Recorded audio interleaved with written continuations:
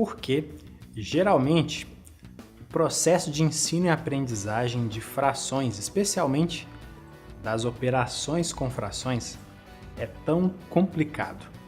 Por que muitos estudantes apresentam tantas dificuldades para compreender esse assunto? No vídeo de hoje a gente vai falar um pouquinho sobre isso. Bom, eu vou começar por uma coisa bem simples.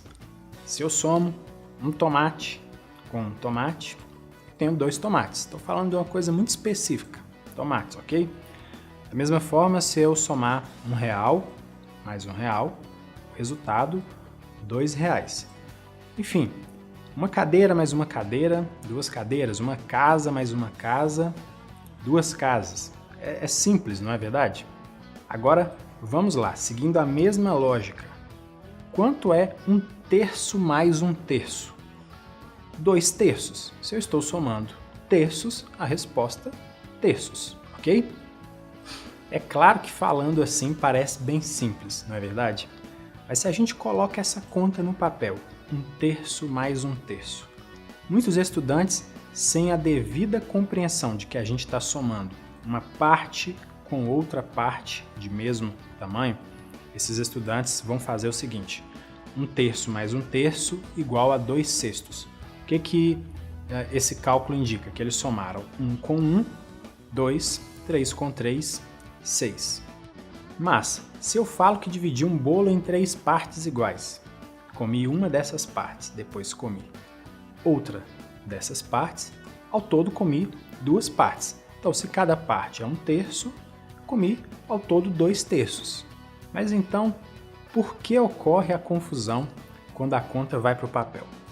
Na minha opinião, isso ocorre porque quando as crianças são muito novinhas, lá nos anos iniciais do ensino fundamental, a gente quer colocar na cabeça delas um monte de significados. Numerador, denominador, depois chegam os algoritmos relacionados às operações de adição, subtração, multiplicação e divisão.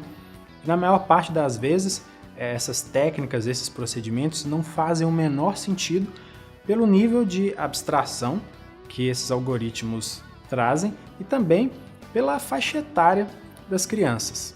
Eu não estou querendo dizer que os algoritmos, os procedimentos, as técnicas para realizar operações não são necessários. Eu já cansei de ver crianças que sabem que o numerador é o número que fica em cima na fração e o denominador é o número que fica embaixo, mas não tem a menor compreensão do que cada um desses elementos significa e muito menos entendem que uma fração, o número que indica uma fração, para a faixa etária, na verdade, é a representação numérica das partes iguais de um inteiro. Se uma criança diz que 1/3 mais 1/3 é igual a 2/6, mesmo que ela já tenha estudado todos os outros conceitos, essa resposta errada indica que o foco dela está muito mais no cálculo, no algoritmo em si, do que na ideia de fração. E isso pode sinalizar para a gente uma estratégia didática de ensino e aprendizagem equivocada. Eu não estou dizendo que isso é uma lei, que isso é uma regra em geral, mas estou colocando aqui um ponto de reflexão importante para a gente falar um pouquinho sobre ele. E se nem esse cálculo simples a criança consegue fazer utilizando somente a ideia geral de fração, imagina quando aparecerem cálculos mais abstratos, como por exemplo 2/5 mais 3/7. Se você é professor de matemática, você sabe que o cenário é quase uma tragédia. E se você é ou foi estudante, tem ou teve dificuldades em frações, sabe também do que eu estou falando. Aquele tanto de cálculo não faz o menor sentido. Então, como mudar isso? Claro que eu não tenho todas as respostas, na verdade, como professor eu tenho muito mais perguntas do que respostas. Mas uma coisa é certa, matemática é muito mais do que aprender a fazer contas, utilizando algoritmos. Claro que essas técnicas, esses algoritmos, podem agilizar o processo da realização dos cálculos, mas existem outras estratégias que são também interessantes e válidas para se resolver um determinado problema. O importante é que o estudante consiga resolver os problemas. E para resolver problemas é preciso raciocinar. Contudo, não existe um único caminho para se resolver problemas. Várias representações, técnicas, cálculos podem ser utilizados nesse processo, mas o importante é que se chegue a uma resposta válida e consistente. Então, o ensino de matemática deve privilegiar o desenvolvimento de habilidades que estão relacionadas à curiosidade, criatividade, raciocínio, argumentação, muito mais do que técnicas e procedimentos muito específicos. Eu já falei isso aqui em outro vídeo e eu vou repetir.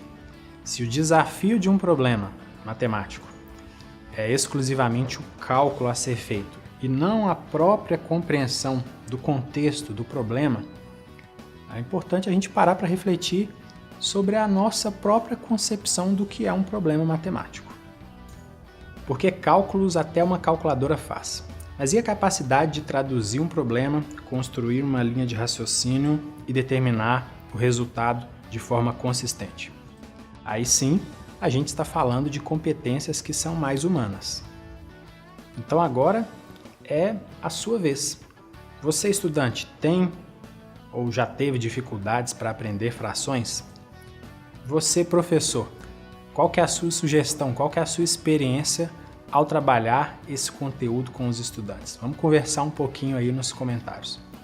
Se você ainda não se inscreveu no nosso canal, aproveite para fazer isso agora mesmo e ativar as notificações, assim você fica por dentro de todas as novidades que aparecem por aqui, ok?